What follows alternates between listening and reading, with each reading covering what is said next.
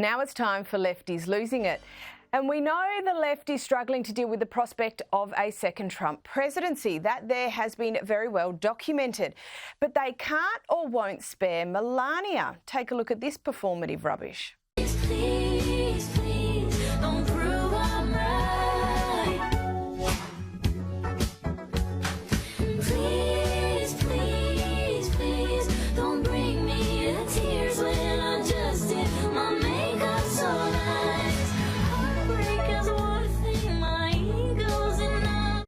Now, I'm not quite sure what that was supposed to achieve other than maybe some gratuitous backslapping from other jaundiced progressives who also still cannot grasp that democracy means that sometimes your team doesn't win. And then there's this trans person who, like I said at the top of the show, can't understand why they aren't taken seriously.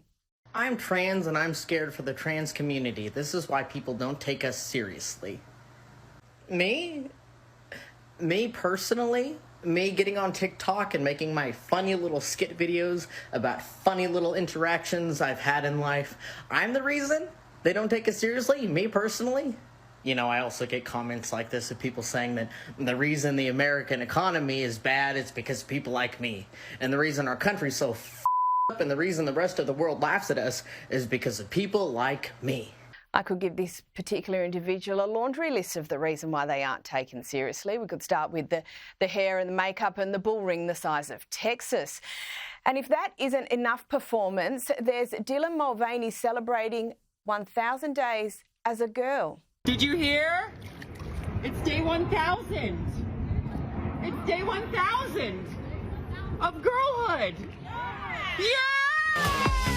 These are the days, these are the days, these are the days of girlhood. I've spent 40 years as a girl and I'm looking forward to the global celebration in my honour. The Sydney New Year's fireworks is a good start. And while pensioners in the UK are having their energy payments slashed, the BBC is burning taxpayers' money on a new comedy. It's called Ginger's House and it's set in a drag queen's home. In each episode, another drag queen visits and ends up being asked to do a chore. Episode 1's chore is burying a hamster. Do you want a sugar? Oh, yes, just one, please, girl.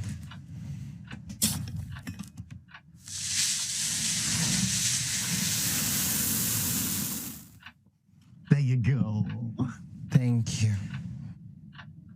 So, what are we gonna do with this little hamster? We gonna clean out the cage, give him a bath? What you wanna do? No, sweetheart. We're gonna bury her. I wish I was joking. And here, of course, is the latest hysteria from The View.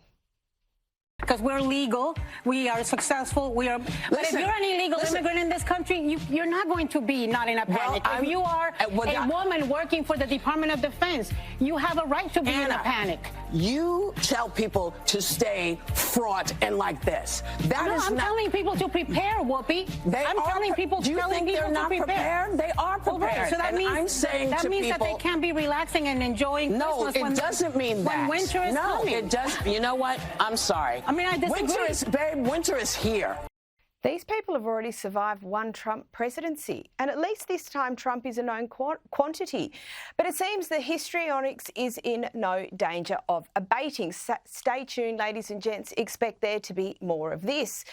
And here is probably the most cynical take I have ever seen on a father spending time with his son. I did not think I could like this guy any less. You cannot tell me this was not to protect himself. And in what a disgusting fashion than to put your 4-year-old child in harm's way to protect yourself. Why didn't he walk with him holding his hand? Why was he on his shoulders, right behind his head? Why wasn't he just holding his hand? He's 4, he can walk.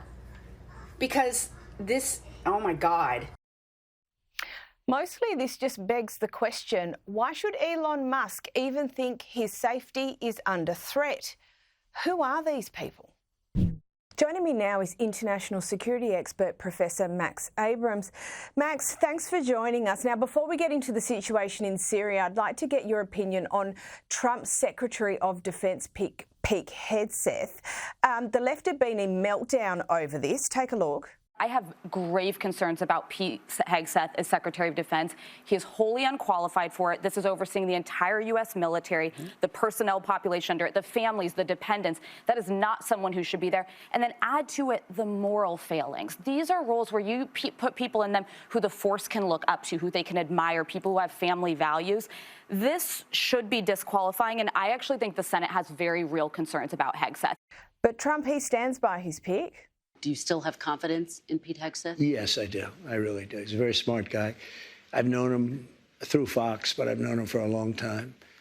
And he's basically a military guy. I mean, every time I talk to him, all he wants to talk about is the military. He's a military guy. I used to kid him about it. I didn't think would be in this position where he may be, hopefully will be Secretary of Defense. But every time I was with him, he was fighting for soldiers, where he said some soldier was unjustly put in prison because they were really doing what they were taught to do in some cases. So, yeah, I think he's going to do fine. Now, Max, Pete Hegseth, he's a US military veteran. He served in Afghanistan and Iraq. Do you think he's the right man for the job? I think that Trump picked him for a reason. It's not at all surprising that his critics on the left, who criticize everything, will criticize this choice as well. When you look at what the criticisms are, they're they're extremely trivial, frankly. You know, that he had a drink at 10 a.m. on St. Patrick's Day or whatever it is. There are unconfirmed allegations of impropriety with women as evidence. They put forward an email from his mother, who now says that the email doesn't accurately reflect her views and that she's sorry that she wrote it and it's being misconstrued. These are not substantive critiques of his ability to lead the Pentagon. The reason why he's chosen is because he's seen as a good spokesperson for Donald Trump's military views. Pete is seen as representing the veterans, as being America first, as not getting the United States bogged down in unnecessary wars, as well as rooting out some of the left-wing extremism that has infected the Pentagon, the so-called DEI, the wokeism, and to really prioritize merit and, frankly, lethality. So I think that Trump is going to stick with Pete, and I expect the appointment through. And look, let's be honest, if sparkly, perfect family values was a requirement, you'd probably be emptying out half of Washington. It wouldn't just be Pete Hegseth. Now, just on Trump, and a new poll has recently revealed that Canadians seem to approve of Trump over their Prime Minister, Justin Trudeau. Can you explain this polling data to us? I mean, let's be honest, Canada is a mess. Whenever there's a story about Canada, it's almost never good. It seems like every night or several times a week, I'm looking at, I mean, it looks like the Gaza Strip there. There's violence, there's extremism. It's an example of what happens when the leader of a country is a left-wing extremist. And you compare that to Donald Trump's record, and it's much better. Just this week, there was a major international event where they were essentially rededicating the Notre Dame because it had been refurbished after the big fire. And Donald Trump showed up there. And this might be subjective, but really the way that he was interacting with the heads of state, it made me feel almost like America was back. And you contrast that with some of the left-wing leaders, Trudeau and even Joe Biden, and there really just isn't that same international reception. Yeah, the gravitas that goes along with it. Now, moving on to Syria, as I mentioned at the top, look, the world, we've just seen this huge change in the landscape in Syria and in a matter of days. What's the latest there at the moment? It's been absolutely unbelievable to watch the last couple of weeks in Syria. Remember, there was an enormous war that happened between Assad and all of these Islamist rebels, and it went on for years, and hundreds of thousands of deaths and hundreds of thousands, even more, of millions of displaced people. And just in a matter of a couple weeks, the so-called rebels, what we want to call Assad's opposition, just steamrolled through the country with almost no opposition deposing Assad.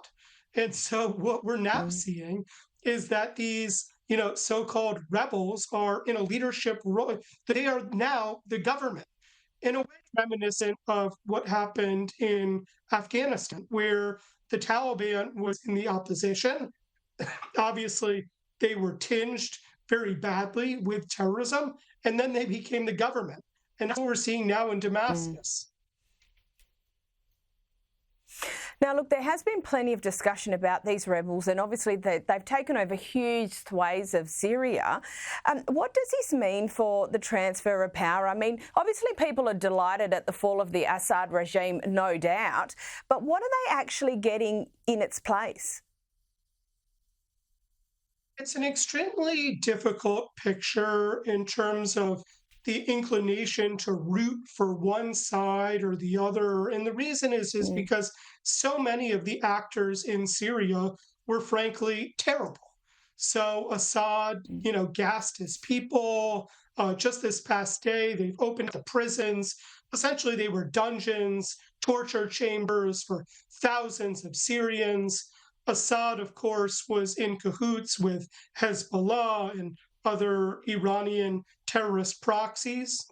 On the other hand, he's been deposed now, and the people who have been empowered are literally former Islamic State and Al-Qaeda guys. So the leader of the main rebel group, which we call HTS, he was a subordinate of Baghdadi, the leader of Islamic State. He went into Syria and branched out and was the founder of the Al-Qaeda affiliate in Syria. These are Salafi jihadists. They're Islamists. Their political views are very extreme. They have a tremendous amount of blood on their hands. And now the leadership is saying all the right things. They're saying that today is a different day, that they understand the urgency of moderation, that they want to preside over the entire country, and they're not going to pursue the minorities, and they are eschewing terrorism, and they want to be removed from being designated as a terrorist group. So the leadership is savvy. Whether or not it's actually predictive of their behavior remains to be seen.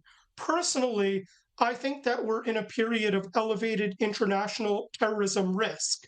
One of the things Assad used to do in Syria, in addition to completely mistreating his population and sometimes killing them, is that the Syrian Arab army would actually confront Islamic State. And so now there are real questions about, will there be an Islamic State resurgence without the Syrian Arab army? Will there be a power vacuum? And how will the new government respond to Islamic State? And it's really for that reason that over the past couple of days, the United States has really amped up its bombing of Islamic State targets. I am happy to see Assad go. I am happy to see a weakening of the so-called axis of resistance, a weakening of Iran and its terrorist proxies.